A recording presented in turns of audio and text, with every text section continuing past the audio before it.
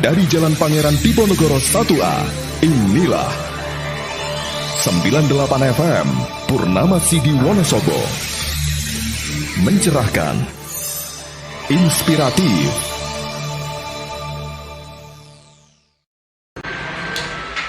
Oke, sahabat Purnama Sidi Wonosobo dan sekitarnya, kembali Cemaran ini bersama para narasumber dari SDADM Alifah.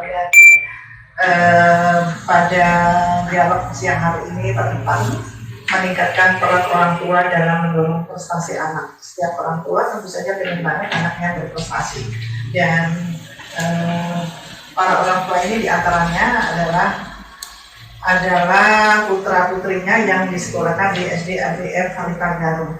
Dan tentu saja orang tua ini adalah mempunyai harapan yang tinggi terhadap tempat anak yang disekolahkan. Di antaranya di sini sudah ada wali murid nih dari SDADM Alifah Garut. Harapan-harapannya tentu saja banyak, dan untuk SDADM Alifah Garut ada usaha-usaha juga untuk mewujudkan harapan orang tua. Nah ini Bun, usaha-usaha apa yang disampaikan atau usaha-usaha apa untuk mewujudkan harapan orang tua? Baik, terima kasih. Mungkin perlu kita sampaikan pada wali murid dulu, harapannya kenapa kok sekolah di situ? Harapannya apa sih supaya anaknya ini seperti apa? Silakan wali murid Mbak Yuni. Iya, jadi harapan kita sebagai wali murid untuk menyekolahkan anak kita di SDADM Alifah tentunya mempunyai keinginan ya, menjadikan anak kita menjadi anak yang sehat, cerdas, ya, ceria, ya, karena tubuhnya kayaknya ini lucu-lucu gitu. Nah, soalnya ada menurut tadi. Iya. Dan juga berharap menjadi anak yang berkarakter, patuh kepada agama dan orang tua, dan selanjutnya sukses mencapai cita-cita. Itu harapannya, harapan dari para orang tua yang menyekolahkan anaknya di SDADM Alifah Garut. Ini kalau harapan-harapan yang sudah begitu, kemudian mungkin ini para ustadzah ini bisa menjawab apa harapan kita terhadap anak-anak kita. Terus sekarang ada generasi emas ya Bun ya? Ada generasi emas ya? Harapan kita besok di peringatan 17 Agustus tahun 2045, itulah yang disebut namanya generasi emas. Silakan Ustazah. Gini Bunda, kita akan menuju ke generasi emas 2045 ya Bunda ya. Tahun 2045 Indonesia mencapai kemerdekaan 100 tahun Bunda. Oh, masih ya. maksudnya. Dari bonus demografinya, anak-anak yang saat ini berusia 0 sampai 9 tahun akan memasuki usia 35 sampai 45 tahun Bunda. Dan yang berusia 10 sampai 19 tahun akan memasuki usia 45 sampai 54 tahun Bunda. Ya, itu emas ya. Iya. Di tangan mereka lah bangsa Indonesia akan menyerahkan kepemimpinan. Oh begitu. Jadinya ini melalui SDADM Alifah Garut. Oh, yang dimaksud generasi emas begitu ya. Berarti sekarang hak asuh anak harus kita penuhi. Nah ini buat ustadzah ini dan Bunda Yu ya. Ini hak apa saja kan anak-anak? Psikisnya, sosialnya, dan potensi-potensinya. Ketika kami menyampaikan misi kami dan pembelajaran menurut kurikulum nasional, tentu kita tidak melupakan hak-hak mereka. Hak anak itu banyak deh. Salah satunya yang perlu kita ingat dan kita tekan itu adalah hak hidup dan berumur panjang. Artinya ya lahir selamat, sehat, dan tidak sakit-sakitan.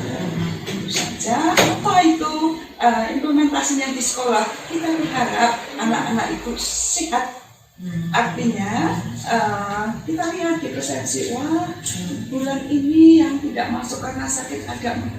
Harapan kita bulan depan kita berkurang dari itu.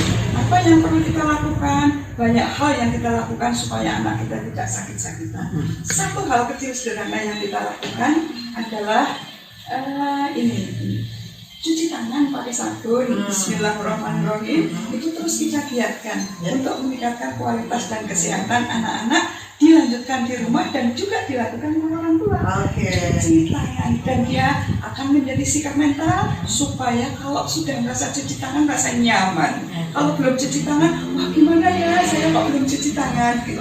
Sudah membudaya salah satunya. Kemudian hak anak berikutnya adalah hak tumbuh kembang. Artinya tanggung jawab dari semua tentu saja perihal gizi, kemudian pendidikan yang sebagian diserahkan ke kami, hak bermain, istirahat, dan berkembang kreativitasnya.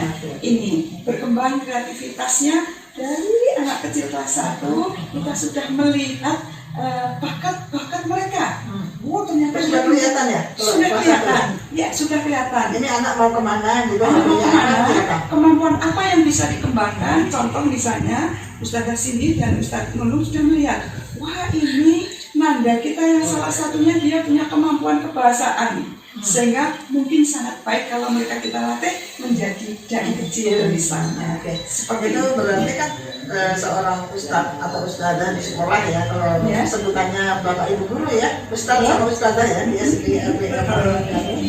Jadi karena kedekatan, kemudian apa hobinya anak, apa yang disenangi anak gitu ya.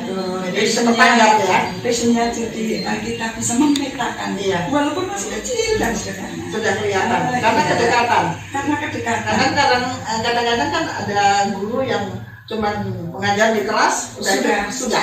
Nah, ini yang tidak ada mungkin di yang nilai plusnya ya, maksudnya nilai plusnya di SDABF Halifah Garut itu adalah karena ada kedekatan sangat yang amat sangat dari ustadz ustadzah kepada para anak didiknya. Ini ngomong-ngomong tadi tentang cuci tangan. Nah, cuci tangan ini sudah diajarkan oleh mereka sejak masuk sekolah ya. Betul, jadi setiap anak laki-laki dan untuk siswa perempuan itu supaya bisa terpisah, tidak berebut, dan mereka bisa cuci tangan dengan benar. Berarti kan di sekolah diajarkan cara cuci tangan yang benar. Cuci tangan tidak hanya cuci tangan seperti biasa ya, karena cuci tangan ada yang kita ajarkan cara cuci tangan dengan sabun di bawah air mengalir. Bisa dicontohkan cuci tangan yang benar itu, Bunda? Karena sahabat Purnama Sidi mungkin kan banyak yang ingin tahu ya.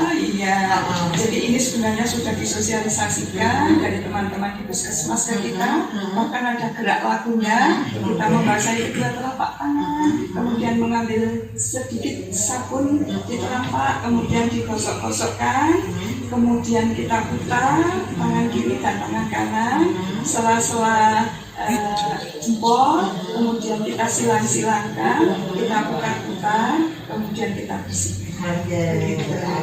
Jadi tidak hanya cuci tangan biasa ya, karena mungkin kalau orang tua murid yang kadang yang nggak pernah mengantar putra putrinya karena kesibukannya, karena kan ada virus corona.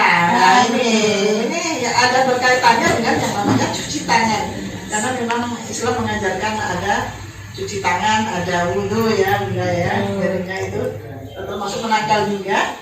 Kemudian untuk tadi sudah disampaikan tentang hak anak yang harus kita penuhi tadi. Masih ada 2 lagi, sedikit kami harus mempunyai kartu identitas anak selagi masih di usia di bawah 18 tahun. Begitu. Ini sedang kita upayakan, persyaratannya nanti akan kita urus ke kantor Capil dan Dinas Capil untuk bisa setiap anak mempunyai akte kelahiran. Insya Allah sudah semua, tinggal yang kurang kartu identitas anak. Jadi setiap identitas anak itu kalau di SDABF Halifah itu bentuknya kayak apa, Bu? KIA yang diterbitkan oleh Capil. Kartu identitas anak, KTP-nya anak kecil. Ada ya? Ada. Itu yang ada cuma di SDABF semuanya sudah disosialisasikan oleh Capil. Semua sudah disosialisasikan oleh Capil. Untuk ini walaupun belum wajib gitu ya, tapi sudah didukung untuk semuanya, setiap anak mempunyai kartu identitas. Itu program pemerintah berarti ya? Betul sekali. Jadi hak sipil adalah hak anak yang harus dimiliki oleh anak Indonesia. Yang selanjutnya partisipasi. Artinya apa? dalam kalimat sederhana yaitu dengarkan pendapatnya. Dengarkan pendapatnya. Jadi apapun kata mereka, kita harus mendengarkan pendapatnya, dengarkan masukannya, dan bagaimana kita menggunakan strategi untuk menyampaikan kepada anak apa yang menjadi mau kita dengan bahasa dan caranya. Ini ada cara tersendiri, kita harus berdiri sama tinggi dengan anak, maka menatap mata, kemudian gunakan bahasa yang pelan atau bahasa dengan nada rendah, tidak terlalu tinggi. Lalu anak berikutnya yaitu hak perlindungan dari kekerasan. Kemarin mungkin sudah disampaikan materi di sini, yaitu ikhtiar kita untuk pencegahan bullying di sekolah kita. Ya, yang namanya anak, mereka kan ceria, gembira, masih punya jiwa ego juga, kadang-kadang memamerkan kemampuan dirinya. Itu adalah hal yang wajar. Namun kalau sudah mengarah kepada kekerasan, kita harus warning. Ustadz-ustadzanya harus memperhatikan penuh perhatian di dalam dan di luar kelas. Artinya kita menyadari dulu bahwa kekerasan itu akan menghambat prestasi anak. Ada bullying itu untuk anak-anak sekolah. Jadi jangan sampai kejadian-kejadian yang ada di sana, jangan sampai terjadi ada di sekolah kita. Nah, di antaranya adalah pengaruh perhatian yang super dari ustadz-ustadzah kepada anak didik ya, tentu saja biar kalau ada perkembangan yang negatif sedikit pun langsung diketahui ya. Iya, betul sekali. Oke. Anak-anak makhluk yang unik. Nah, ini maksudnya makhluk yang unik itu yang bagaimana, Bun? Anak itu adalah anak yang unik ya Bunda. Mereka punya kepribadian sendiri, punya kepribadian yang unik. Terus ini orang tua harus mengakui Bunda, karena setiap anak berbeda. Dari mungkin yang terlihat, anak itu terlihat aktif gitu, itu mungkin dilihat dari keunikan tersendiri Bunda. Anak punya keunikan sendiri ya. Aktif, bisa juga anak itu terlalu banyak bicara atau itu termasuk keunikan anak Bunda. Terlalu banyak bicara, terlalu banyak apa yang dilakukan yang orang lain tidak dilakukan. Yang orang lain tidak melakukan, tapi dia bisa melakukan. Mungkin karena keunikan. Apakah keunikan itu termasuk kenakalan atau bukan? Bukan Bunda. Kalau anak kecil mereka di keunikan itu merupakan apa ya Bunda namanya? Presentasi dari sehari-hari. ekspresinya seperti itu Bunda. Kadang-kadang kan anak kecil ada yang memang beda dengan yang lain. Ada yang usil kadang Bunda. Mungkin yang usil itu karena memang dia sifatnya seperti itu ya. Siapa tahu dengan keusilannya malah dia lebih cerdas lebih cerdas dari yang lain. Punya ide-ide kreatif, mungkin yang lain yang pendiam gitu. Kadang-kadang malah orang yang nggak punya ide ya. Karena diamnya itu. Tapi ya belum tentu juga ya. Orang yang diam kadang-kadang perhatian juga, tapi memang sifatnya yang diam ya. Ngomongin tentang anak-anak kan memang banyak banget ini. Apalagi tentang keunikan anak-anak, celotehnya anak-anak yang dia mungkin bisa berceloteh yang begini, yang di sana nggak bisa yang begini. Kemudian celotehannya ini kadang-kadang kadang-kadang anak-anak itu kan tiru-tiru. Tiru mungkin di film. Kalau sekolah anak itu mungkin karena bertemu dengan teman-teman, karena mendapatkan pengalaman baru atau mendapatkan ilmu baru gitu ya dari teman-temannya, dia bisa berekspresi yang lebih dari tingkatnya, itu lebih dari yang di rumah. Karena di rumah mungkin kan ketemunya cuma sama orang tua, sama betul, saudara. Apalagi merasa dia kecil sendiri. Mungkin mau kegiatan A udah dicegah dulu. Jangan, mau ini jangan lagi. Jadinya dia merasa tertutup ya, ide-ide itu tertutup. Tapi kalau di sekolah mungkin kalau di SD ABF Harun Garung kan nggak seperti itu ya. Karena para ustadz-ustadzah itu membuka apresiasi kepada anak-anak, bagaimana cara anak-anak biar tidak hanya diam saja, tapi keluar ide-ide cemerlang gitu ya. Biasanya terlihat sekali anak-anak itu ketika istirahat Bunda. Kami ustadz-ustadzah menyempatkan gitu pas waktu istirahat, bukan cuman kami di kelas mendidik anak-anak seperti ini dari A sampai Z seperti ini, tapi waktu istirahat itu menjadi kami menjadi teman Bunda, bermain, kadang Ustadz bermain bola dengan anak-anak, kadang bermain panahan, kadang seperti itu. Bisa sebagai Kadang anak-anak malah curhat, mungkin lebih nyaman gitu kalau curhat sama Ustadz ataupun Ustadzah gitu. Jadi kita mendengarkan